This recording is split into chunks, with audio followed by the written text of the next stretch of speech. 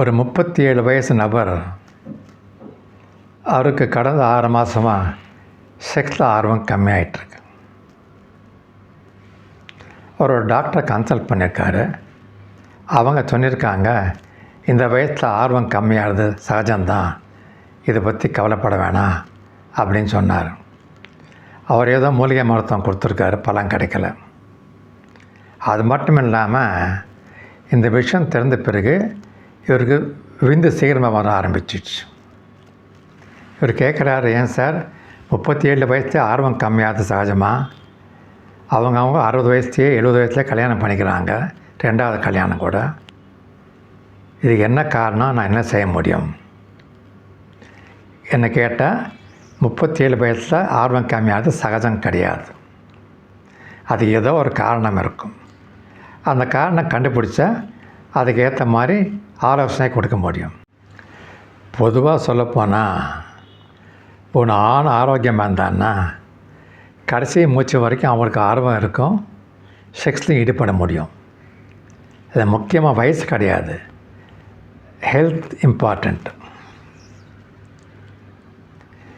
ஒரு 60-70 வயசில் மற்றபடி இதெல்லாம் அனுபவிச்சிட்டோம், இனிமேல் தேவையில்லைன்னு சில பேர் ஃபீல் பண்ணுவாங்க.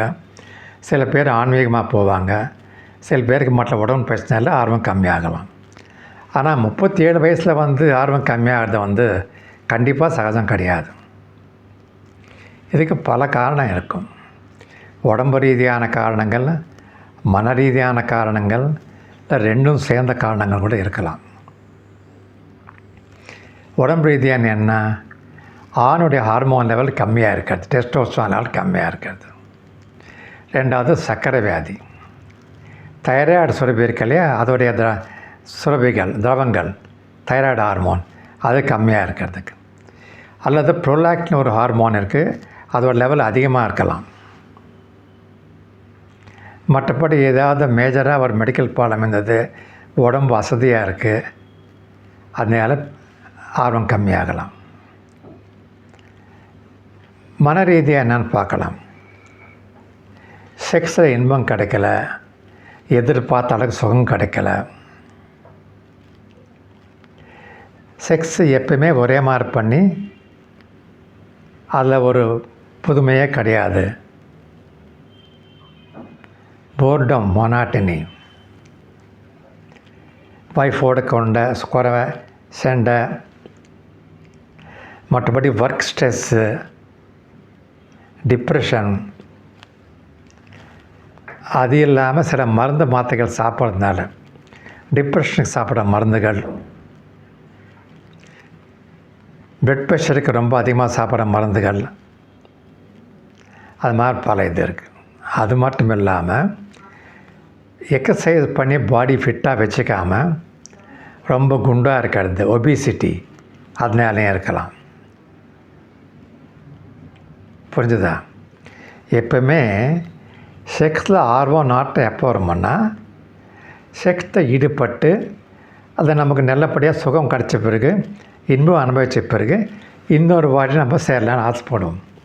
நீங்கள் கேள்விப்பட்டிருக்கீங்க இந்த பழமொழி, ருசி கண்டே போனேன்னு சொல்லிட்டு. இப்போ சின்ன வயசில் நமக்கு ஐஸ்கிரீம்னா என்ன தெரியாது. அவன் ரோட்டில் விற்றுட்டு போகிறான், ஐஸ்கிரீம் வண்டிக்காரன். நம்ம அப்பாவை தொந்தரவு பண்ணி வாங்க வச்சோம், சாப்பிட்டோம், பிடிச்சிது. இப்போ பிடிச்சிருக்கிறதுனால நெக்ஸ்ட் டைம் அந்த வண்டி பார்த்த உடனே திரும்பியும் சாப்பிட்ணுன்னு ஆசை வருது.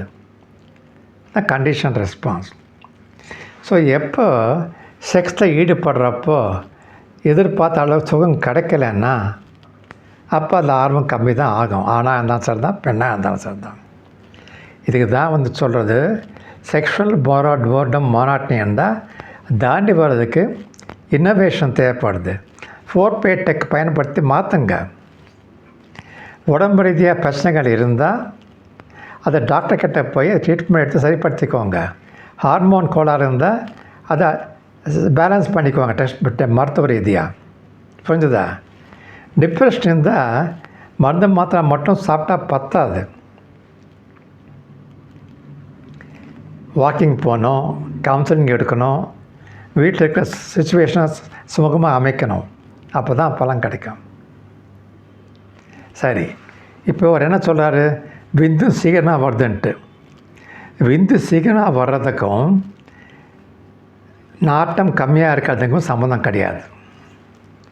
ஒரு வேளை முதல்லேருந்தே விந்து சீக்கிரமாக வந்துட்டு இருந்தால் அவர் சுகம் கிடைக்காம எதிர்பார்த்த அளவுக்கு இன்ட்ரெஸ்ட் கம்மியாகலாம். ஆனால் இவர் என்ன சொல்கிறாரு, இந்த ஆர்வம் கம்மியாக இருப்பதுக்கு தான் விந்து சீக்கிரமாக வருதுன்னு சொல்கிறார்.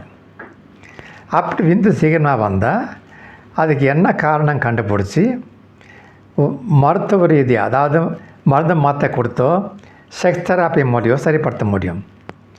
எது இருந்தாலும் நீங்கள் நேர்முகமாக உங்கள் டாக்டரை பார்த்து கன்சல்ட் பண்ணுறது நல்லது.